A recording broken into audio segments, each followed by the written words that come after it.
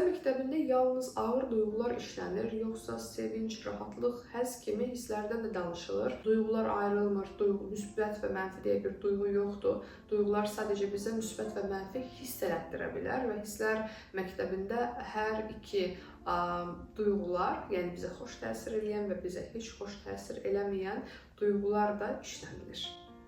Növbəti sual nədir? Duyğularla bağlı nəyi öyrənəcəm? Bu məlumat gündəlik həyatımda dəyişiklik yaradacaqmı? %100.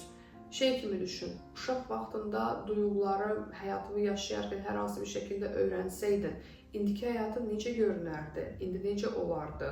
İndiki həyatında kim olardın? Nəyi necə yönəldərdin? Bax, onları öyrənirsən.